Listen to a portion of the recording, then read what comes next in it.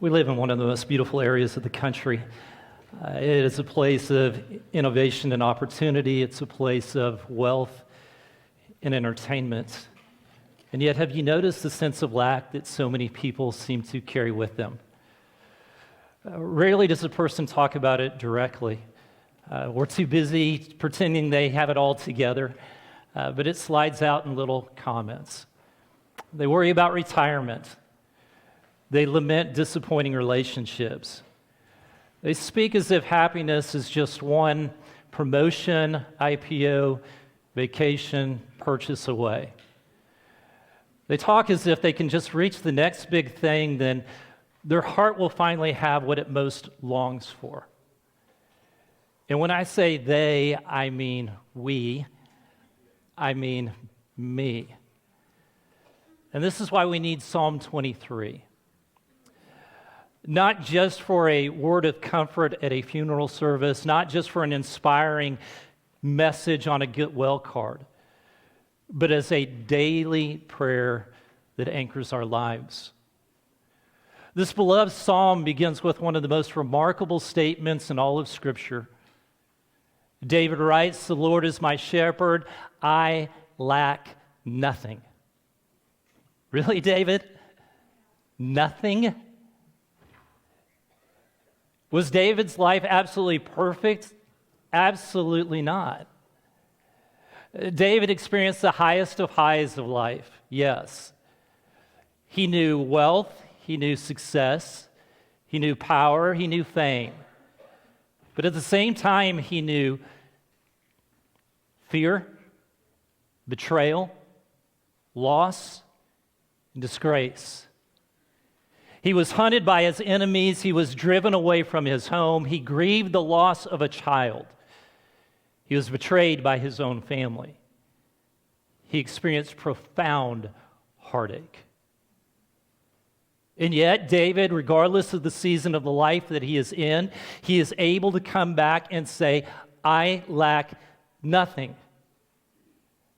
How do you explain that?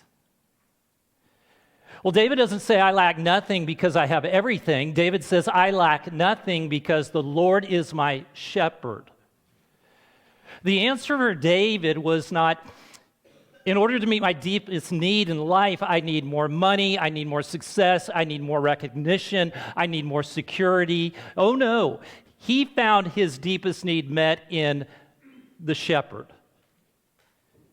You see, when the Lord is your shepherd, you realize that you have everything that you need because he provides everything needed for you to flourish.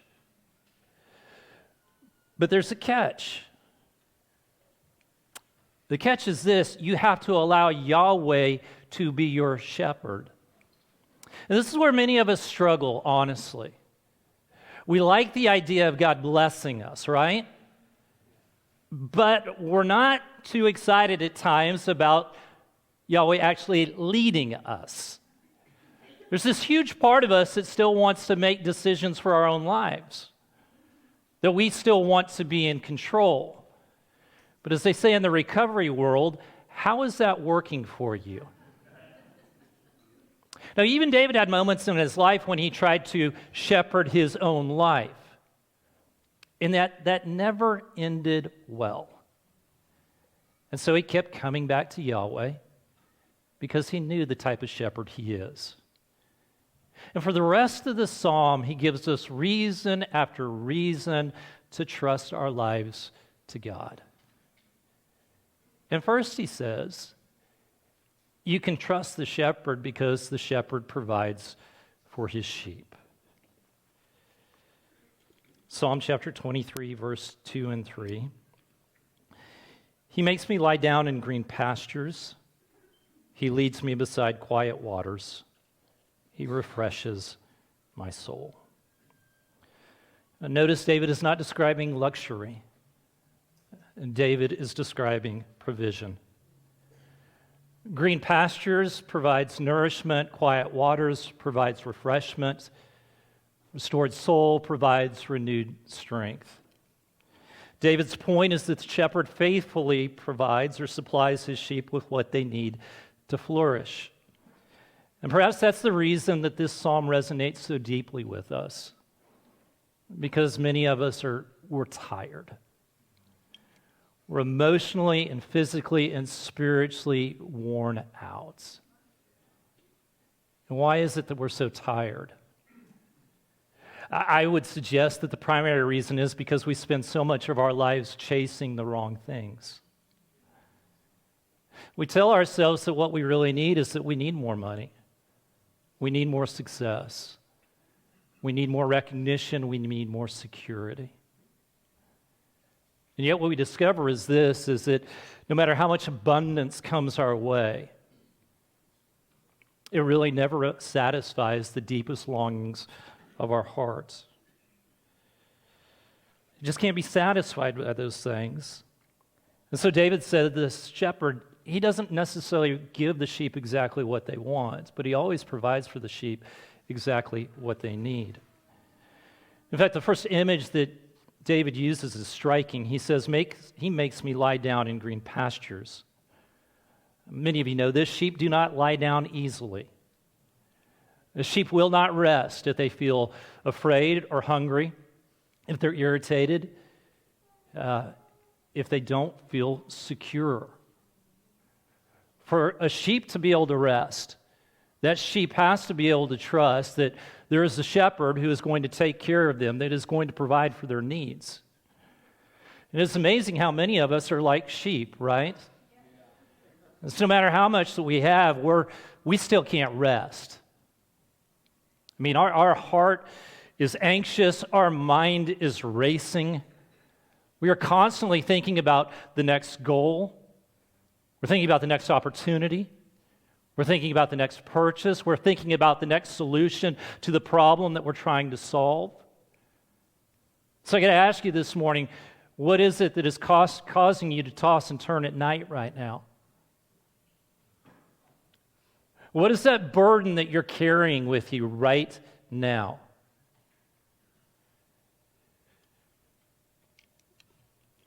What future are you trying to control?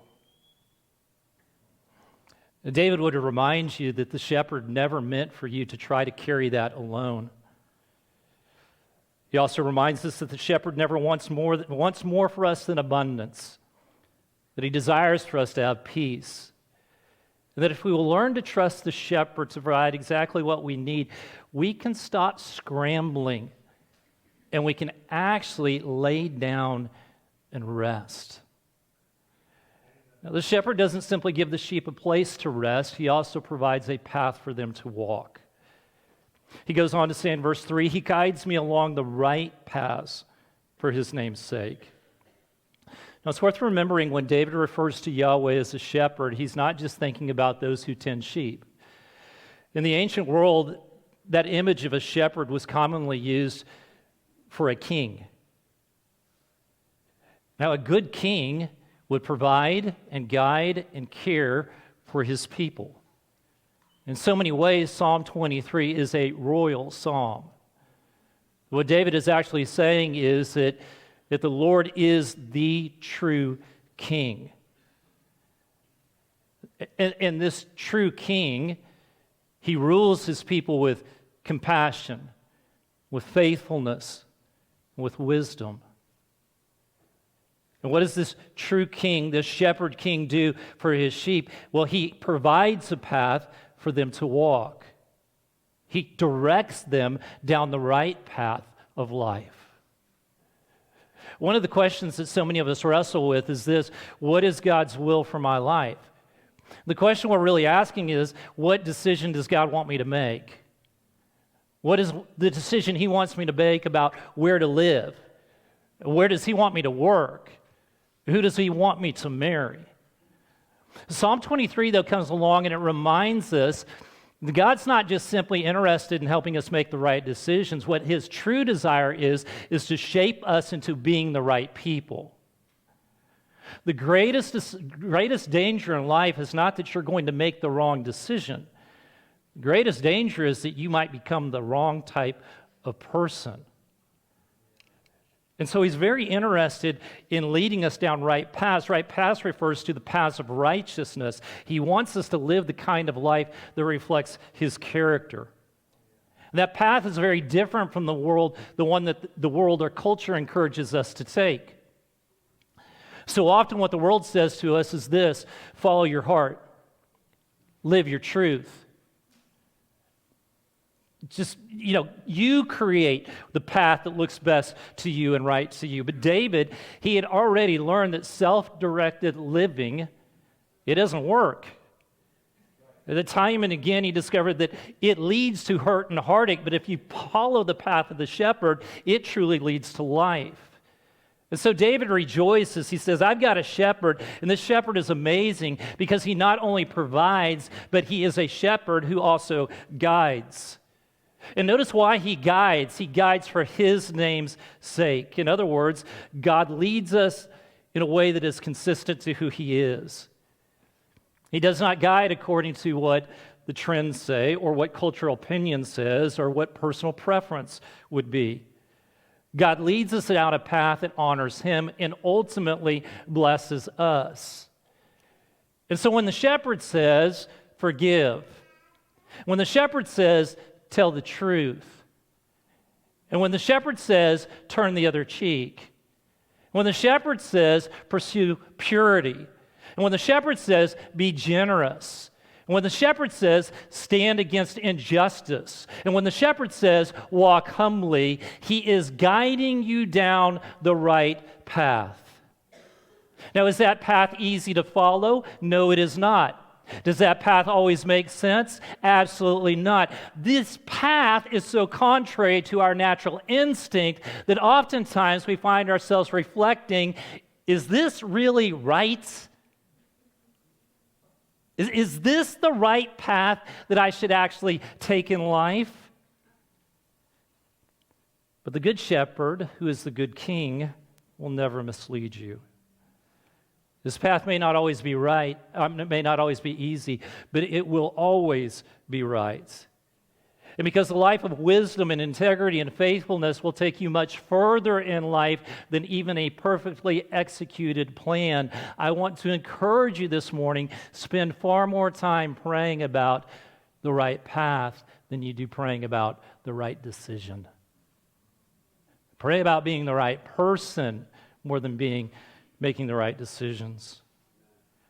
There is, however, something very surprising about the leadership of our shepherd. One would naturally assume that the right path would make life easier, that if you walk in obedience, that you will walk around difficulty. But David says something very different. He says the right path doesn't always avoid the valley. Sometimes the right path runs right through the valley. In fact, he goes on to say this in verse 4, even though I walk through the dark valley. Notice David doesn't say, if I walk through the valley. He says, even though I walk through the valley. The valley is not a possibility in life. The valley is an inevitability in life.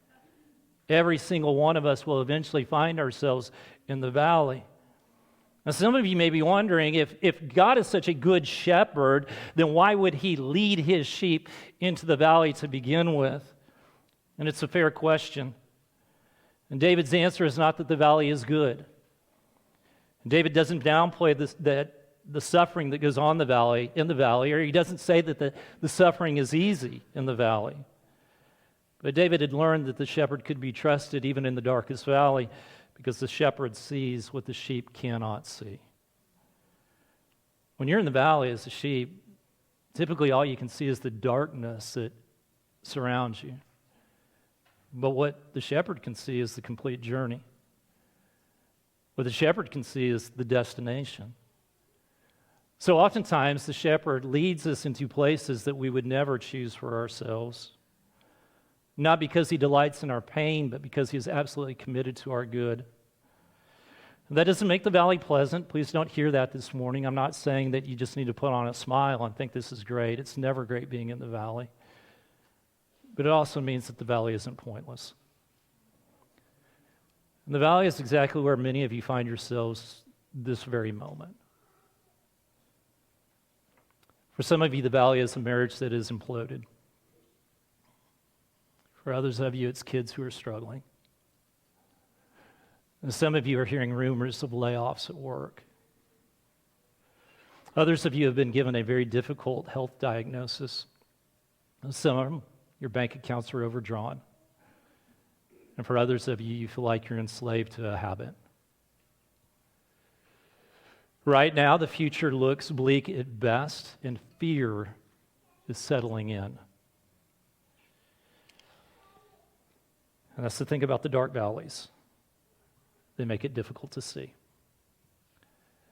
Difficult to see God at work, difficult to see that good can ever come of any of this. Difficult to see that we're not walking in the valley alone.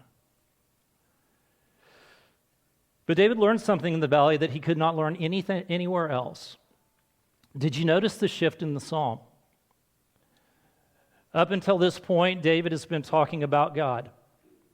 He makes me lie down. He leads me beside quiet waters.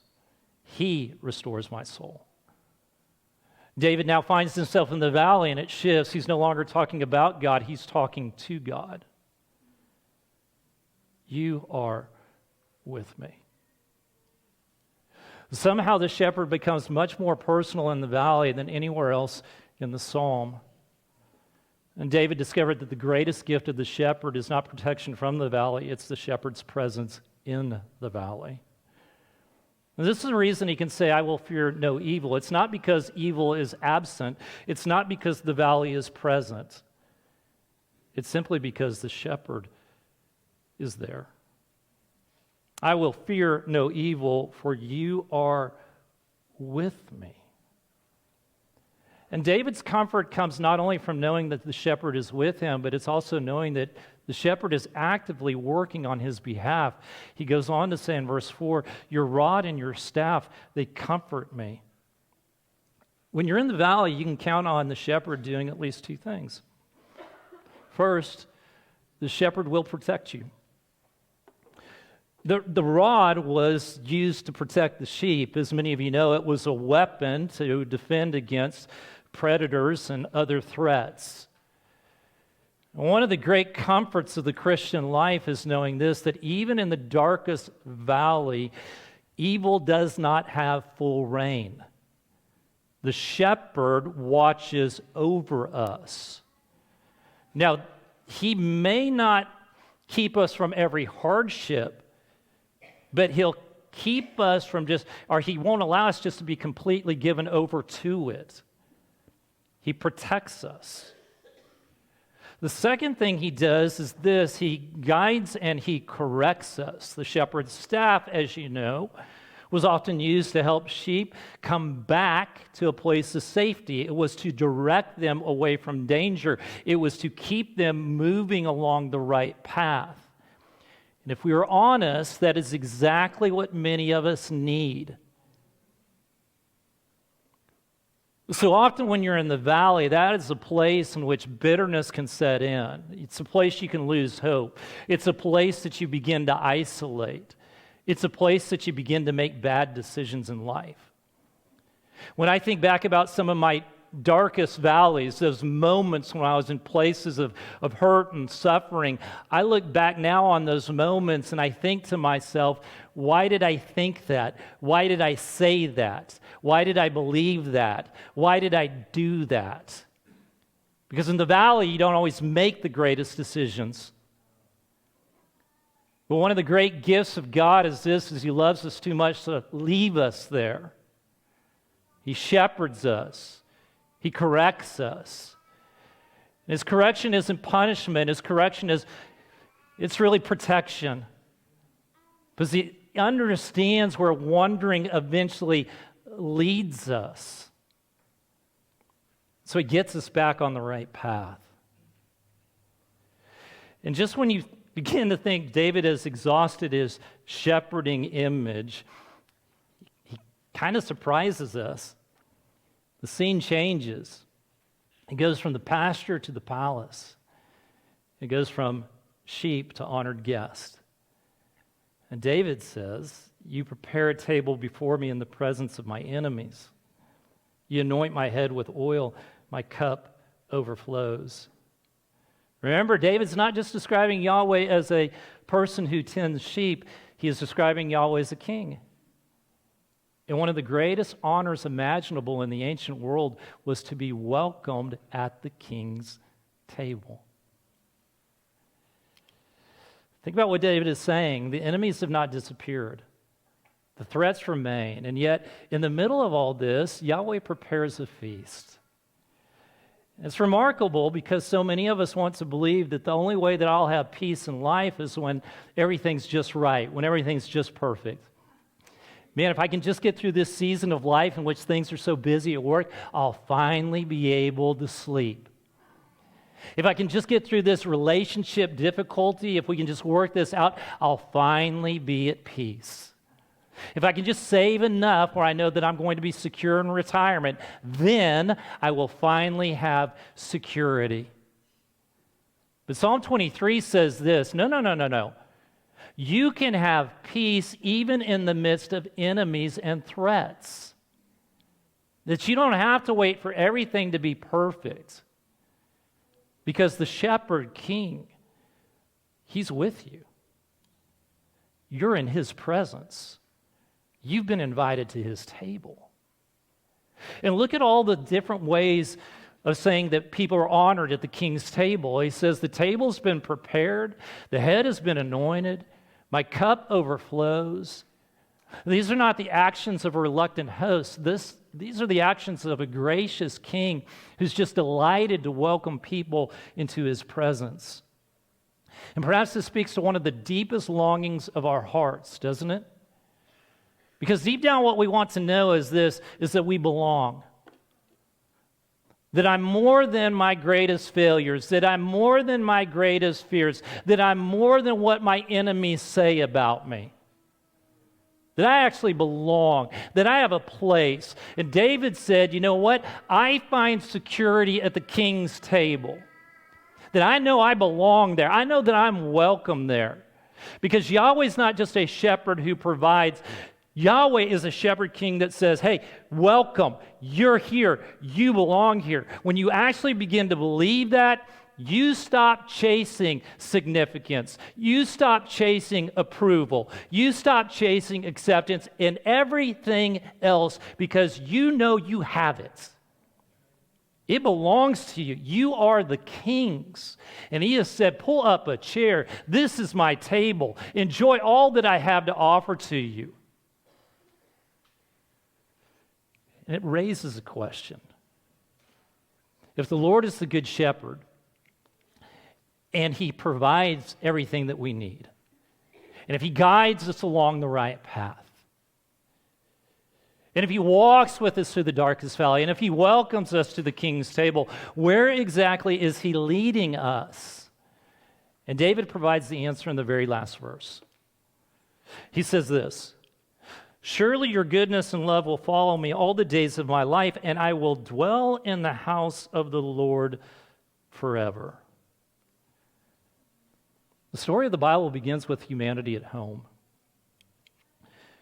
In the Garden of Eden, Adam and Eve walked with God. They enjoyed his company. They lived in perfect fellowship with their Creator. But then sin enters into the world and everything changes. In that moment, humanity is kicked out of the garden, and since that moment, humanity has been trying to figure out their way back home. How do we get back home? And I believe that this is the ache beneath every other ache. I believe this is the lack beneath every other lack. This is the reason that no matter how much you achieve in life, it will never be enough. How much success you have in life, it will never be enough. No matter how much you own in life, it will never be enough. No matter how many places you travel to and how much beauty you see, it will never be enough. That even in your happiest moments, you still walk away longing for something more. Why? Because you were created for life in God. And until you're finally back home, in the new heavens and in the new earth, fully in the presence of God. That ache, that longing will continue to be there. But the good news of Psalm 23 is this, is God is determined to get us home. He's determined. This is what he's all about. In fact, David says God's goodness and love will follow him all the days of his life. That word David uses, it's stronger than follow. What it really carries the idea of is this, that he's pursuing, that he's running after, that he's hunting down. He's just going after him. Because he wants to make sure that he makes it home, that we make it home. God is not passively watching from a distance, hoping somehow we figure out our way home, but instead, he's actively pursuing us day after day, year after year, through green pastures, through dark valleys, through victories, through failures, through joy, through heartache. He's just pursuing us, his goodness and his faithful love, just pressing forward on us to keep us on that path headed towards home, the home for which we created. And the shepherd, he's not simply the guide for our life. The shepherd is the one who is guiding us home. Now, as Christians, we know something that David could only see dimly. We know the identity of the shepherd. The centuries after David wrote those words, Jesus stood in front of a crowd, and no doubt with Psalm 23 on his mind. He said, I'm the good shepherd.